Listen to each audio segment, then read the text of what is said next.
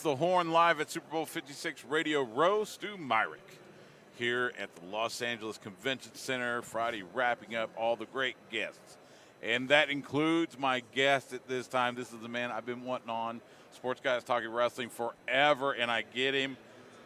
Not only is he a vice president with the Jacksonville Jaguars of the NFL, not only is he in the management of Fulham FC in the championship, he is the president and CEO of All Elite Wrestling. He is Tony Khan. Follow him on Twitter at Tony Khan. Tony, how are you, man? I'm great, Stu. Thanks for having me on. It's great to talk to you. It's great to have you here.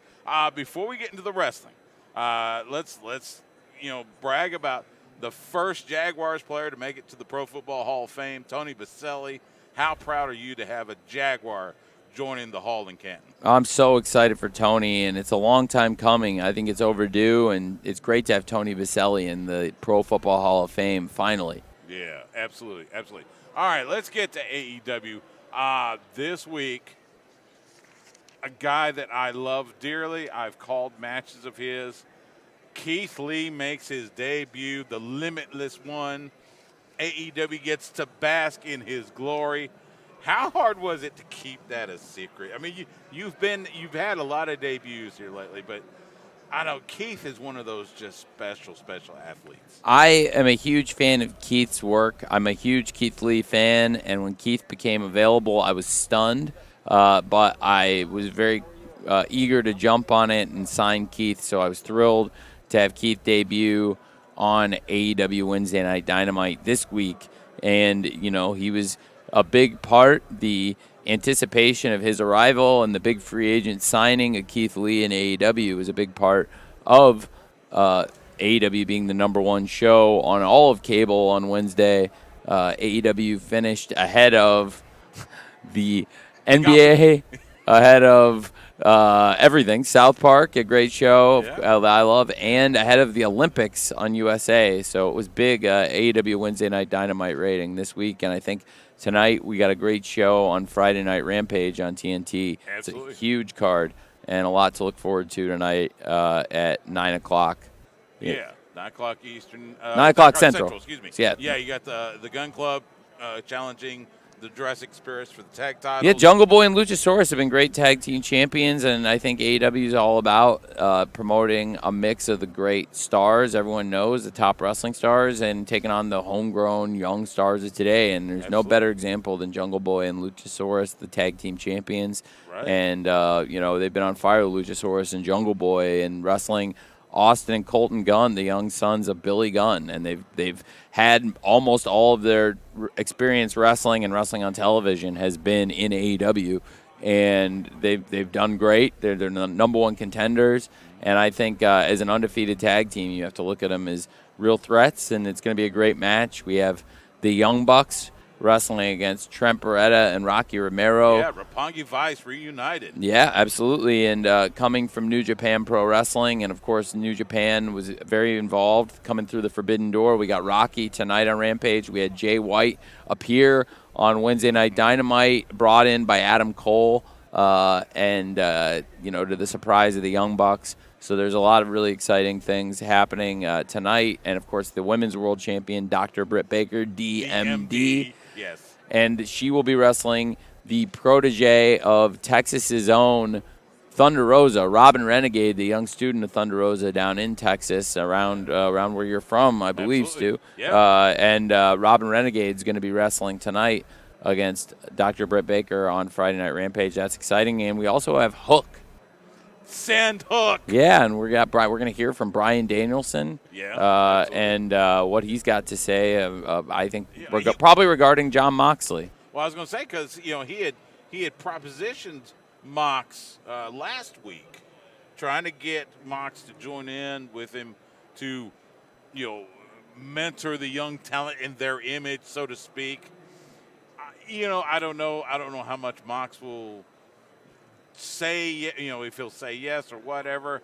It looked like he was a little skeptical, but we'll see. We'll see how it develops. Well, we'll see what's going to happen between Bryan Danielson and Jon Moxley, but it'll be good to hear from Bryan Danielson tonight on Rampage. So it's a big Friday night, and every Friday night on TNT with Rampage try to put on great shows, and every Wednesday live on TBS. Dynamite was just been on fire, and to be the #1 show on cable again. We've had a great run of shows and great ratings since we ended up going to TBS with Wednesday Night Dynamite. Absolutely. Let's talk for a second. The growth of AEW.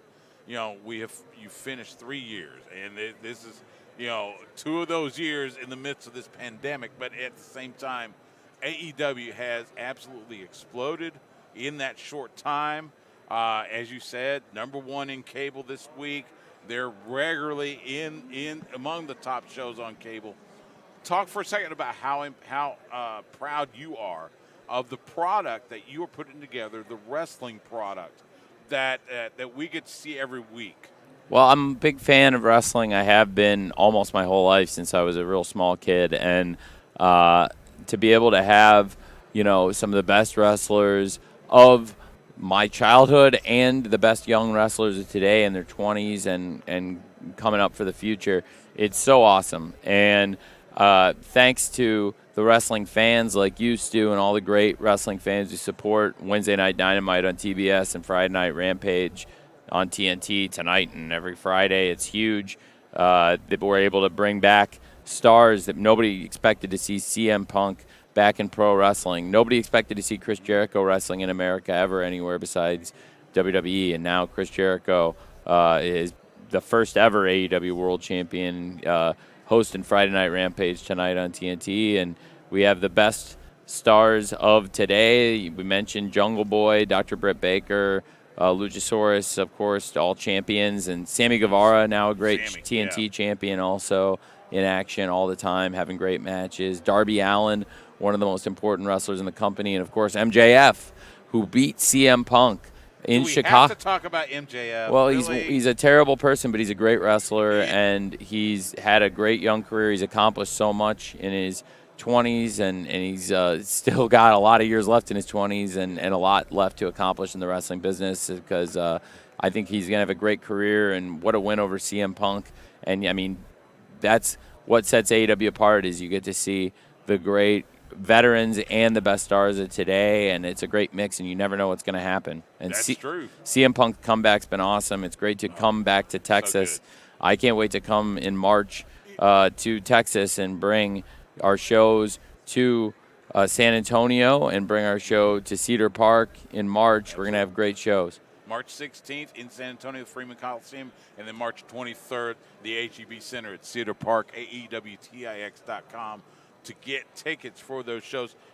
Real quick, you talked about how you were a wrestling fan. And I know you watch especially the days of Mid-South Wrestling, World Class Championship Wrestling, which is what I grew up on. Yep. And you have Jim Ross in the fold as a commentator, who was such a vital part of Mid-South Wrestling.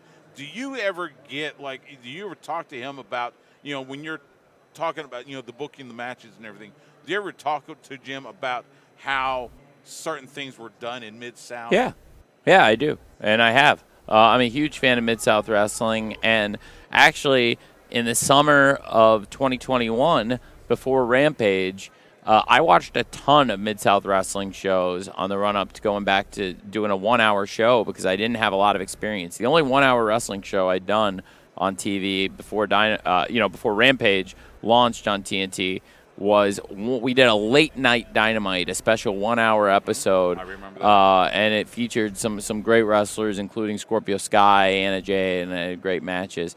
And, we had a great show.